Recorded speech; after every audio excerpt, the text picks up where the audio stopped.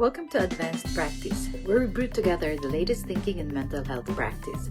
This content is for educational purposes only and does not constitute medical advice, diagnosis, or a prescription. Clinical decisions should be based on individual patient assessment and established professional guidelines. In this second episode of Antidepressants, we are going to look at the foundation of depression management, the MAOIs. To understand the Monoamine Oxidase Inhibitors, we have to return to the early days of modern psychopharmacology. In the early 1950s, physicians treating tuberculosis began noticing something unexpected in patients receiving ipronizid. Patients who had previously been withdrawn, fatigued, and demoralized began showing increased energy, sociability, and optimism. By 1952, clinicians realized that this tuberculosis medication had a powerful effect on mood and became the first pharmacologic breakthrough in depression treatment. The mechanism behind this discovery lies in the enzyme monoamine oxidase, or MAO. This enzyme sits in the mitochondria throughout the body and is responsible for breaking down monoamine neurotransmitters, serotonin, norepinephrine, and dopamine. There are two main subtypes of the enzyme.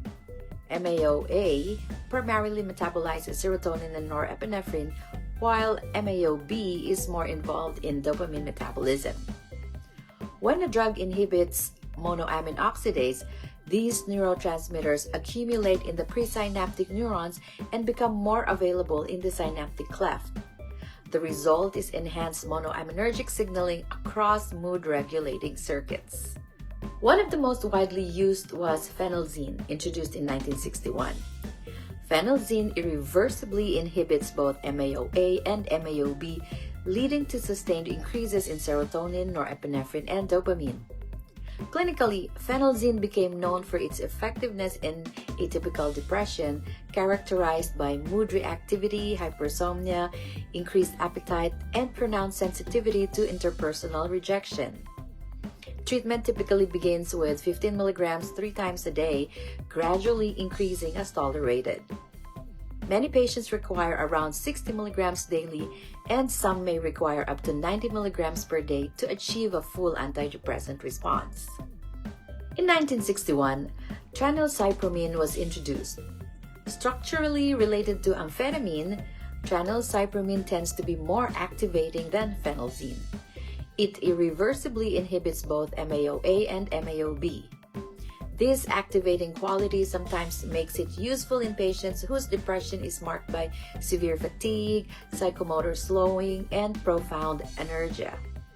Treatment usually begins at 10 milligrams twice daily, with titration upward to 30 to 60 milligrams per day, depending on response. Another MAOI developed in 1959 was isocarboxazine. Typical dosing begins at 10 milligrams twice daily and may be titrated to a total daily dose between 20 and 60 milligrams. Although less commonly prescribed today, it remains an option for treatment-resistant depression. Despite their effectiveness, these early MAOIs required careful dietary and medication precautions. One of the most important concerns involves tyramine, a naturally occurring compound found in aged cheeses, cured meats, fermented foods, and certain alcoholic beverages. Under normal conditions, tyramine is broken down in the gut by monoamine oxidase. When MAO is inhibited, tyramine can enter systemic circulation and trigger the release of large amounts of norepinephrine. This can produce a hypertensive crisis characterized by severe headache, elevated blood pressure, and potential risk of stroke. Drug interactions are another major consideration. Combining MAOIs with serotonergic medications can lead to serotonin toxicity, a potentially life-threatening condition caused by excessive serotonergic activity.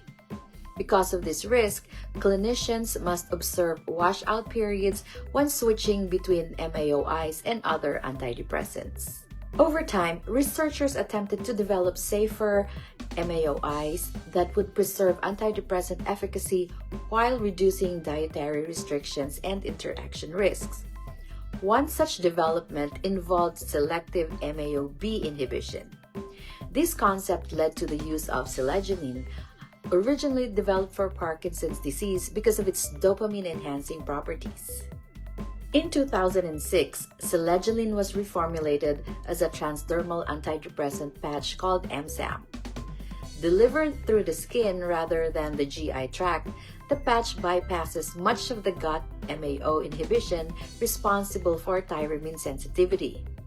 At lower doses, particularly the 6 mg per 24-hour patch, dietary tyramine restrictions are generally not required. The antidepressant effect arises from inhibition of central monoamine oxidase, leading to increased serotonin, norepinephrine, and dopamine activity in the brain. The patch is typically started at 6 mg per day, applied once daily. Depending on response, doses may increase to 9 to 12 mg per day. But at higher doses, dietary restrictions become necessary again because systemic MAO inhibition increases. Another conceptual advancement in MAOI pharmacology involved reversible inhibitors of monoamine oxidase A, sometimes called REMAs. These medications inhibit MAOA without permanently disabling the enzyme, allowing normal metabolic function to resume when tyramine levels rise. This reduces the risk of hypertensive reactions. One example is moclobemide, introduced in the early 1990s and widely used in several countries outside the United States. Moclobemide selectively and reversibly inhibits MAOA, increasing serotonin and norepinephrine signaling while maintaining a more favorable safety profile. Typical dosing ranges between 300 and 600 mg per day in divided doses. Although MAOIs are prescribed less frequently today than SSRIs or SNRIs, they remain among the most potent antidepressants available.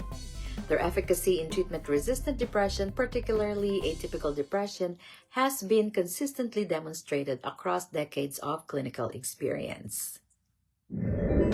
That's it for today. Thank you for watching. If you found this episode helpful, please share it with colleagues across disciplines. Next up is our episode on tricyclic antidepressants. See you soon!